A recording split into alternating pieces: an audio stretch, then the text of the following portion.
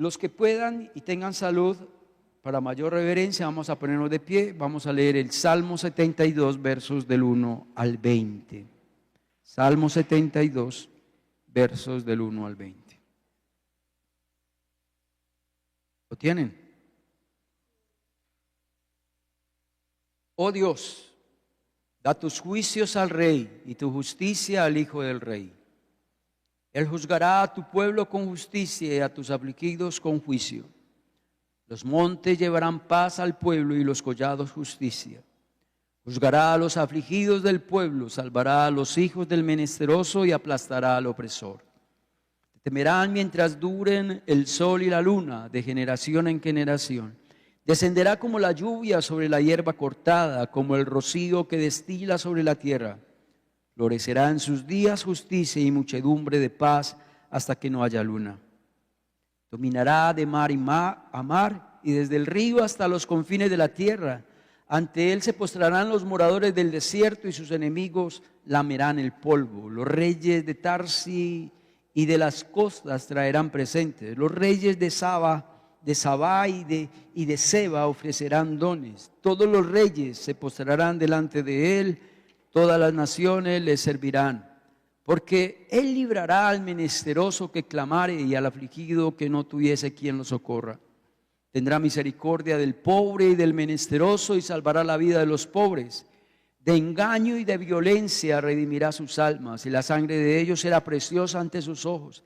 Vivirá y se le dará el oro de Sabá y se orará por él continuamente. Todo el día se le bendecirá y será echado un puñado de grano en la tierra, en las cumbres de los montes, y su fruto hará ruido como el Líbano, y los de la ciudad florecerán como la hierba de la tierra. Será su nombre para siempre, se perpetuará su nombre mientras dure el sol. Benditas serán en él todas las naciones, lo llamarán bienaventurado, bendito Jehová Dios, el Dios de Israel, el único que hace maravillas. Bendito su nombre glorioso para siempre y toda la tierra sea llena de su gloria. Amén, amén. Aquí terminan las oraciones de David, hijo de Isaí. Pueden tomar asiento, hermanos.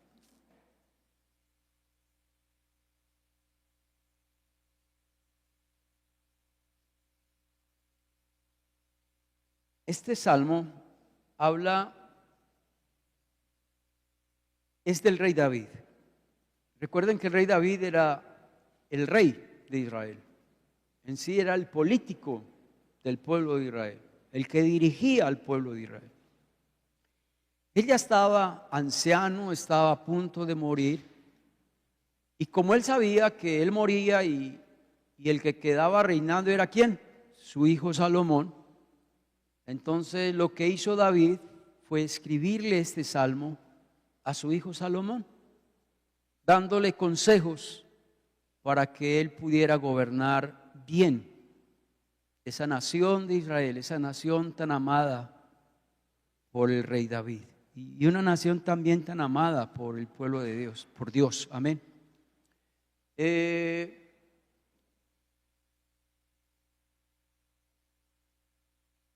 Los mejores reyes tal vez del pueblo de Israel fueron David y Salomón.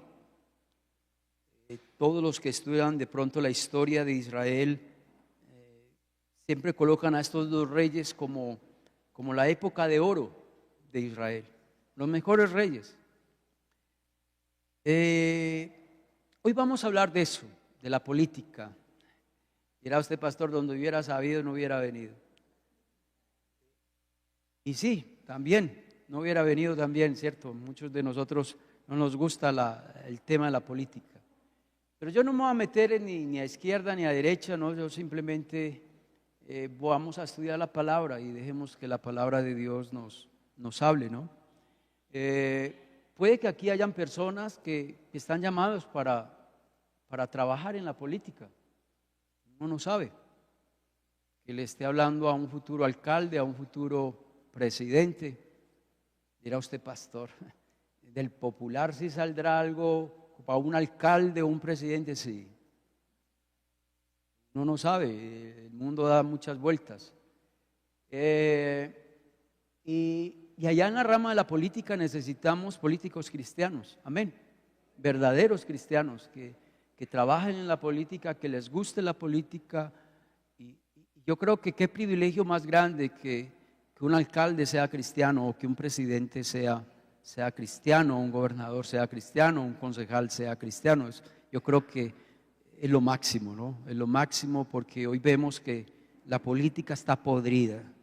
Por donde usted mire, la política está podrida. Son muy pocos los que realmente sirven, son muy pocos los honestos, son muchos los ladrones dentro de la política. Y por eso necesitamos cristianos allá, pero verdaderos cristianos que no se dejen vender, que no se dejen comprar, que no vendan su alma al diablo por un puñado de monedas. El año que viene va a haber elecciones del Senado y también va a haber elecciones para presidente. Y yo creo que este salmo cae bien en vísperas de estas elecciones. Yo no sé si usted se ha hecho esa pregunta: ¿cuál debe ser la relación de los creyentes con la política? Usted y yo no podemos irnos a ningún extremo. Todo extremo es malo. Si usted le dice no a la política, es un extremo. ¿Por qué? Porque usted es ciudadano. Como ciudadano, como colombiano, usted tiene deberes. Todos tenemos deberes, así sea cristiano o no cristiano. El deber suyo es votar. ¿Qué tal donde pongan el voto como obligatorio? Entonces, ¿usted qué hace? ¿Usted va a la cárcel porque no quiere votar o paga una multa porque no quiere votar? Bueno, eso ya es cuestión suya, pero todos los cristianos somos ciudadanos y como ciudadanos tenemos ¿qué? Deberes. Pero tampoco podemos irnos al otro extremo de politizar la iglesia. Amén. Yo creo que a la iglesia no hay que meterle política. ¿Por qué? Porque somos un grupo, póngale de 320 personas y de esas 320 personas la mitad son de izquierda, otros son de derecha. Y entonces si el pastor se pone aquí a hablar de la izquierda o a hablar de la derecha, entonces va a tener media iglesia que va a estar en contra de lo que dice el pastor. ¿Me hago entender? Entonces no podemos hacer que una iglesia se divida por la política. Amén, hermanos. Cada uno también, en cuanto a la política, cada uno puede votar por el que quiere. Yo creo que cada uno tiene sus gustos y si a usted le gusta eso es porque le sabe, entonces hágale, ¿sí me entiende? Yo creo que nadie debe meterse en los gustos de nadie. Otra cosa que debemos de tener en cuenta con la política es que no podemos ser dogmáticos. ¿Cómo así que dogmáticos? Quiere decir que poner la política como si fuera ¿qué? Como si fuera palabra de Dios y muero por eso. Y si me toca pelear, peleo, y si me toca hasta separarme de mi esposa, me separo porque ella es de la izquierda y yo soy de la derecha. Yo creo que algo que evidencia esto es que hay muchos que si le hablan de política, hermano, se gana un problema. ¿Sí o no que si hay hermanos así? Que se ponen a pelear por Facebook, por las redes sociales y discuten sobre la política y aún entre creyentes hasta se pueden mechonear simplemente porque no cuadran en cuanto a sus gustos. Otra cosa que debemos de tener en cuenta en cuanto a la política es que, pues lo que voy a decir es algo que aprendí en el seminario, pues es un curso que le dan a uno de casi 6 meses. Se lo voy a resumir así en poquito. Un pastor no debe de estar en la política. Usted quiere ser alcalde, presidente, pues o senador, deje de ser pastor y dedíquese a la política, pero usted no puede hacer las dos cosas. Por ejemplo, un botón. En la Biblia vemos que dos políticos, Daniel, José, fueron personas que le trabajaron a la política, pero nunca se metieron con lo religioso. No se metieron con lo religioso. No eran sacerdotes y políticos. No, será lo uno o será lo otro. Otra cosa que debemos de saber sobre la política o los cristianos en la política es que para uno ser político uno debe de estudiar, de capacitarse. Uno nunca debe llegar allá sabiendo nada, porque entonces el mundo le va a dar 3 vueltas a usted. Y qué bueno cuando un cristiano se prepara en la política y va y trabaja en la política y es cristiano. Es excelente, ¿no? Es excelente. Este salmo nos va a ayudar a que antes de votar el próximo año, si va a votar, léase este Salmo 72 antes de votar o antes de tomar la decisión por quién va a votar. Y qué bueno si aquí hay algún político, qué bueno que se lea este salmo antes de lanzarse, ¿no? Entonces, qué bueno que hagamos ese ejercicio. Otra cosa que debemos de saber sobre la política es que ningún gobierno terrenal, ningún hombre resolverá nuestros problemas. Amén. Sáquese eso de la cabeza, que si hubiéramos elegido a este, si hubiéramos elegido a aquel, Colombia sería distinto, diferente.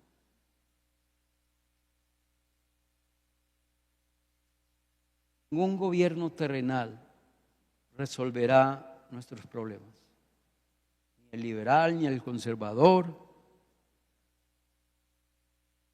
nada. Pongamos la confianza en el hombre. El único Rey de reyes y Señor de señores es Dios, y el único que nos va a dar paz es Dios. Amén. No ningún hombre. O si no, por ejemplo, un botón. La historia humana nos evidencia de que ningún ser humano es capaz de arreglar todos nuestros problemas. Nadie.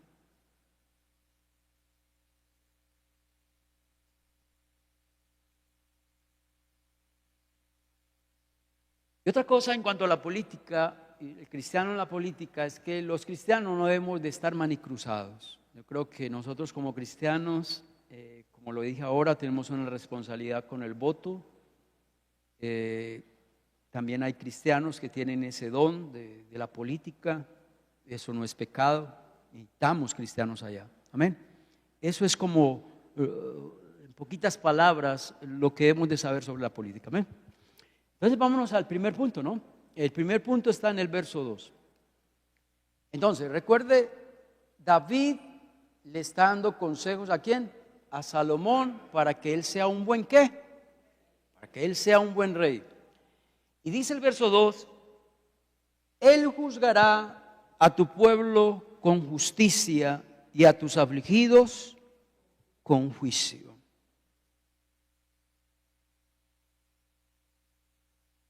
Un líder, presidente, un rey, porque todavía hay reyes, o un primer ministro, que en otros países hay primer ministro, en Inglaterra, en Israel, hay primer ministro, debe de gobernar ¿con qué? Según eso, con juicio y con justicia.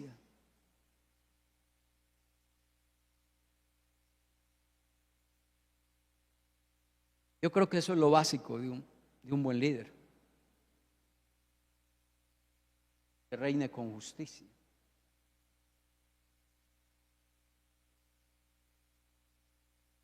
Por eso es lo que menos vemos hoy en la política, ¿no? Yo ayudo, pero a mis amigos. Yo coloco en este puesto, pero a mis amigos.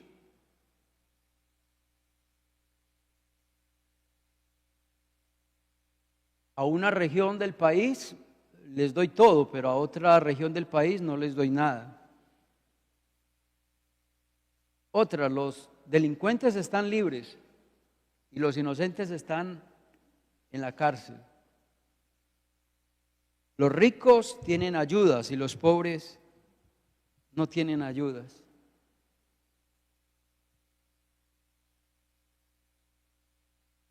Lo básico de un rey, de un presidente, de un primer ministro, de un alcalde, de un gobernador, es reinar ¿con qué? Con juicio y con justicia. Pero yo digo algo, ¿cómo va a reinar alguien con justicia cuando ese alguien no sabe cuál es la justicia de Dios? Porque la justicia suya es o la de justicia humana es muy distinto a la justicia de Dios. ¿Usted sabía eso? Voy a dar un ejemplo. Supongamos que usted quiere abortar. ¿Listo? Y aborta según los meses estipulados. Usted tiene un tiempo para poder abortar y no es un delito. Según pues la justicia colombiana. ¿Sí me entienden? Si usted aborta los primeros meses, para la justicia humana, eso no es ¿qué? No da cárcel ni da nada, no es un delito. Para la justicia de Dios, ¿qué? ¿Sí lo ven? Que la justicia humana es muy distinto a la justicia de Dios. Entonces, ¿cómo va a gobernar un presidente con justicia cuando ese presidente no tiene la justicia de Dios en su corazón, si no conoce la palabra de Dios? ¿Cómo va a gobernar si no tiene la palabra de Dios en su corazón?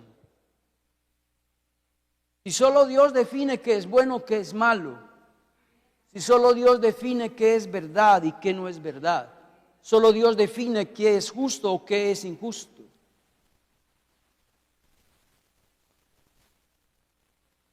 Solo se puede administrar justicia a la luz de la palabra de Dios. Amén.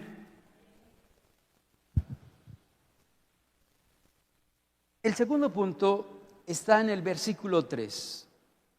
Los montes, colocan por favor ese, versículo 2.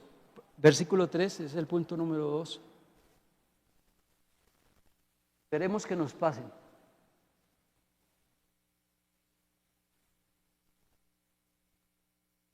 Me regalan, ya, aquí está la. ¿Se tildó o qué? Punto 2.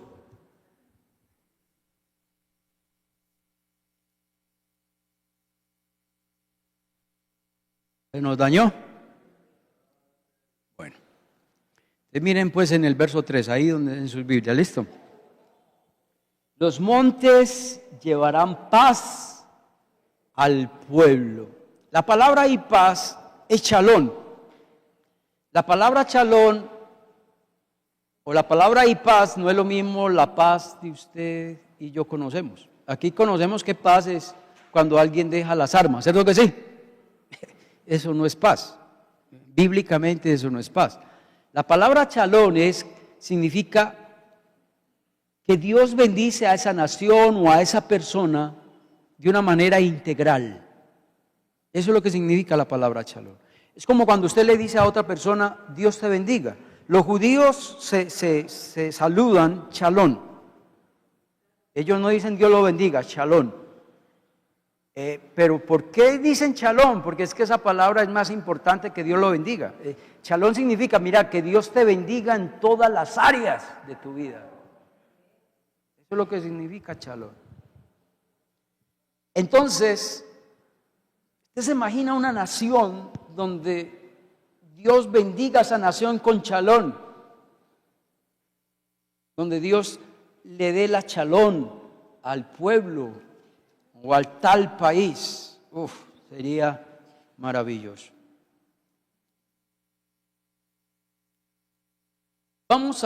Porque desde el verso 3 hasta el verso 17 empieza el salmista a decirle a Salomón, mira Salomón, hijo mío, si tú quieres que la shalom de Dios esté sobre el pueblo, entonces debe de pasar ciertas cosas. Vamos a ver qué significa esa shalom, en qué forma Dios va a bendecir a una nación donde un rey reina con justicia y con juicio.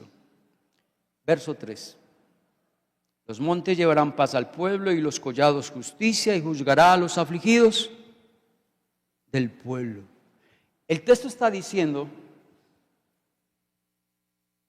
que cuando un rey gobierna de acuerdo al plan de Dios y a la justicia de Dios, ese rey salvará a los hijos del menesteroso. ¿Qué es la palabra menesteroso? Necesitado, pobre, ¿sí? Alguien que está sufriendo, de pronto un damnificado, un desplazado, ¿sí me entienden? Salvará a los hijos del menesteroso. ¿Qué vemos hoy? Hoy no vemos eso.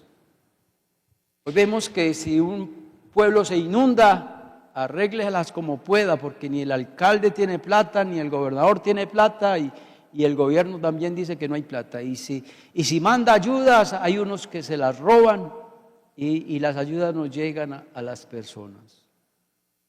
Eso es lo que vemos hoy. Entonces, Dios bendice a una nación cuando el rey se propone a salvar los hijos ¿de qué? Del menesteroso. Sígueme la otra. Y aplastar ¿qué? Al opresor. Pasan la otra si está. Aplastará al opresor. ¿Qué es el opresor? El malo, el delincuente, el violento. Aplastar no significa matar, ¿no? Que lo metan a la cárcel al menos, ¿sí o no? Que pague una condena. ¿Se hace eso hoy?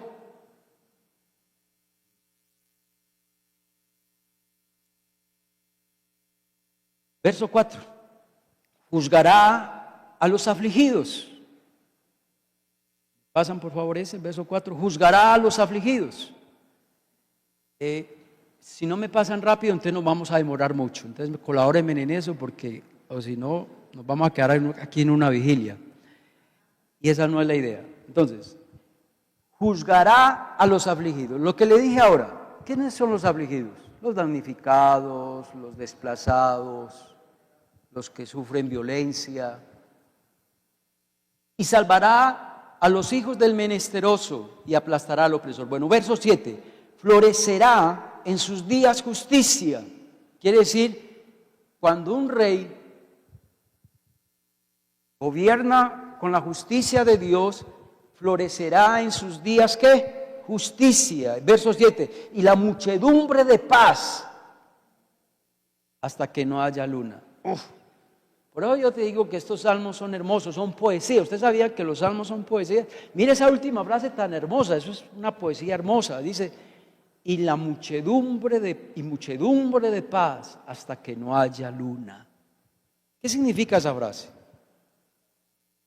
Cuando un gobernador reina bajo los principios de Dios, Dios los bendecirá con la shalom de Dios. Y la shalom de Dios va a traer ¿qué? Paz. Y no dice cualquier paz, dice muchedumbre de paz.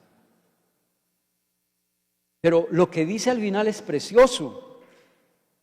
Hasta que no haya ¿qué? ¿Algún día va a pasar eso? Entonces, ¿algún día va a pasar la paz? No. ¿Es una paz qué? Duradera.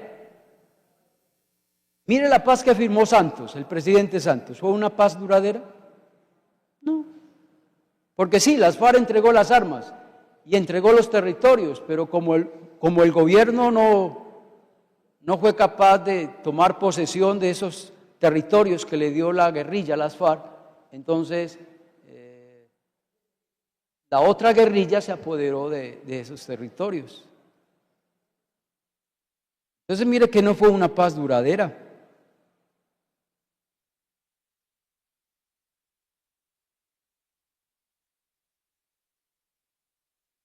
Verso 8. Dominará de mar a mar y desde el río hasta los confines de la tierra. Tremendo eso. Dígame una cosa, ¿es cierto que da risa comparando este texto a Colombia? ¿Será que la presencia del ejército y la policía domina del norte al sur, de occidente a occidente de nuestro territorio colombiano? Vaya, hágase la tareita en Google. Mire a ver los municipios donde está gobernando la guerrilla y los paramilitares. Casi más de la mitad de nuestro país está gobernado por guerrilla y paramilitarismo. Este texto no se cumple acá. Es terrible que en Colombia sea el único país donde la policía y el ejército no pueden entrar en esos territorios.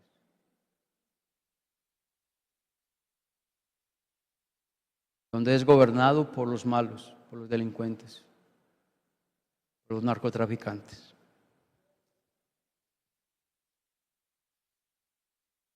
Verso 10. No, voy a saltar. Verso 10, los reyes de Tarsi y de las costas traerán presentes. Los reyes de Sabá y de Seba ofrecerán dones. ¿Cierto que eso hicieron con Salomón? ¿Se acuerdan que varios reyes vinieron a mirar? Bueno, Salomón, hay muchas noticias buenas de parte tuya. Dinos cómo hacer política, dinos cómo gobernar bien. Y Salomón le dijo, listo, vamos para esa. Hagan esto, esto, esto y esto. Qué bueno que nuestros presidentes o nuestros alcaldes o nuestros gobernadores sean admirados en otras partes del mundo, porque son buenos políticos, y que vengan a visitarnos y decirnos, uy, excelente lo que está haciendo este presidente, excelente lo que está haciendo este alcalde, este gobernador, vamos a copiar esto y vamos a llevarlo a nuestro país. Eso no se ve. Verso 12. Porque un rey justo y que gobierne con juicio librará al menesteroso que clamare y al afligido que no tuviere quien le socorra. Eso es lo que hace un buen gobernador. Ayuda al afligido que no tiene quien le socorra. Por ejemplo, ese deslizamiento que hubo allí, aquí cerquita de nosotros. Muchas personas perdieron sus casas, perdieron todas sus cositas.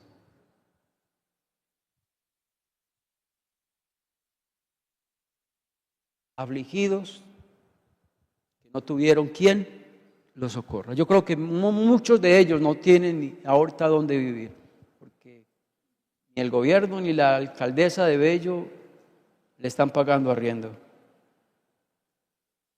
¿Cómo vamos a gobernar si vemos al afligido sufrir y no hacemos nada? Tremenda responsabilidad tiene un político, ¿no? Verso 14. De engaño y de violencia redimirá sus almas. Quiere decir que un buen político no gobernará con engaños ni con violencia. Verso 17. Tremendo eso, ¿no? Un buen político, dice ahí, será su nombre ¿para qué? Mira usted, pastor, eso es pura mentira. Yo no creo en ese texto. Si, por ejemplo, un botón, dígame, ¿quién no conoce a Salomón? Dígame, ¿quién no conoce al rey David? Han pasado 3.500 años.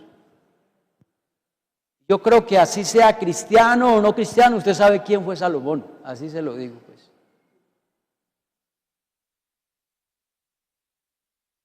Se seguirá recordando qué hizo Salomón.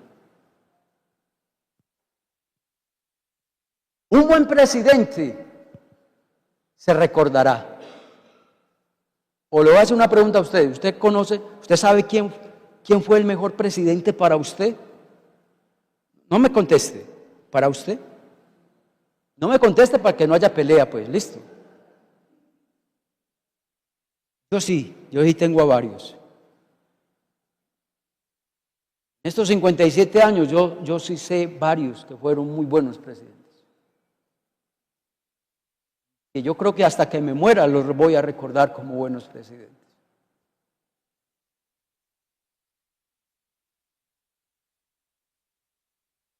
Vamos ya para el tercer punto, porque ya quiero ir terminando. Entonces ya saben el primer punto cuál fue, ¿cierto? El primer punto, un buen rey, un buen gobierno va a reinar ¿con qué? Con justicia. Pero recuerden que la justicia humana es muy distinto ¿a qué? A la justicia de Dios. Y si un político quiere gobernar con justicia, tiene que conocer ¿qué? La palabra de Dios. Si usted desconoce la palabra de Dios, entonces usted no va a reinar ¿con qué? Con justicia.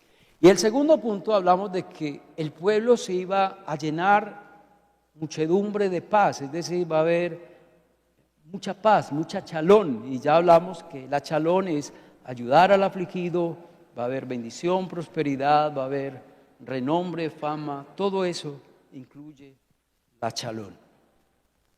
Ya vamos para el tercer punto. Versos 18 y 19. Bendito Jehová Dios, el Dios de Israel. Tremendo, cuando yo leí esos textos, yo dije, wow, aquí cambia, el salmista cambia de tema, porque cambia totalmente el tema. Habla de otra cosa. Los primeros 18 versículos habla de consejos para el rey, y ya el versículo 18, ya el salmista alaba a quién.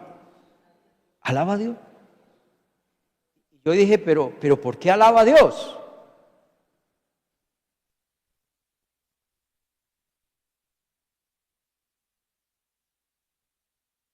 Y mire lo que dice al final, el único que hace ¿qué?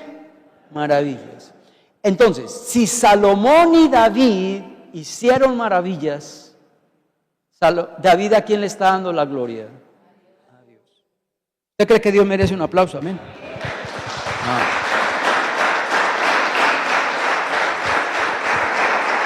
El único que hace maravillas es Dios, por eso bendito sea Jehová, el Dios de Israel.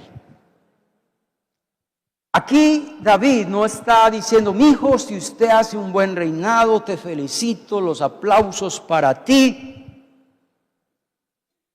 No, aquí el que va a ser aplaudido es Dios. Porque Salomón y David hubieran hecho lo que hicieron si Dios no los hubiera ¿qué? Ayudado, si Dios no estuviera ahí al lado, ayudándoles, guiándoles. Amén, hermanos.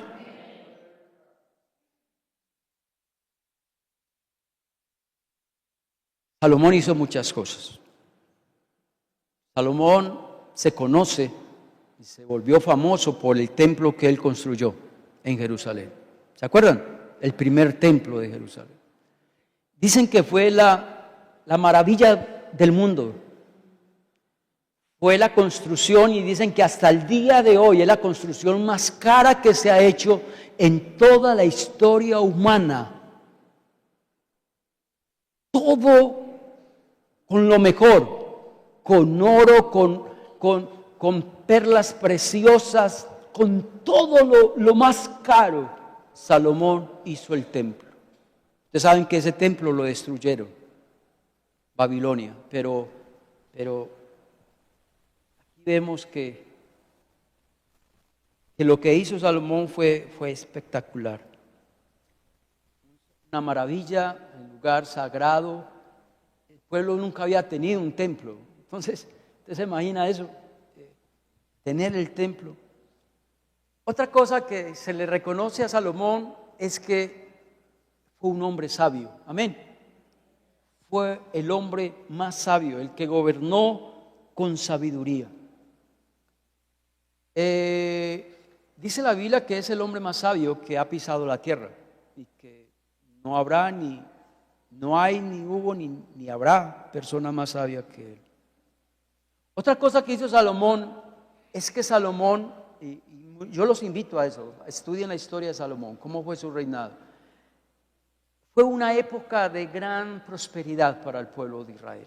prosperidad económica, abundancia, controló muchas rutas comerciales, acumuló grandes riquezas. Fue tal vez el tiempo más próspero que tuvo el pueblo de Israel en toda su historia. Pero también otra cosa que hizo Salomón fue que él escribió varios libros de la Biblia. El libro de los Proverbios, algunos salmos, Cantar de los Cantares, Eclesiastés también lo escribió Salomón. Entonces mira todo lo que hizo Salomón. Pero aquí nos dice el Señor que no es bendito Salomón. Aquí dice que bendito sea ¿quién? Dios. El único que hace ¿qué? Maravillas. Entonces si todo lo que hizo Salomón, todas esas maravillas que hizo Salomón, no las hizo él, las hizo Dios. Apliquémoslo a nuestra vida. Muchos de nosotros, si hacemos algo, a mí nos sacamos pecho. ¿O no? Es que si no fuera por yo.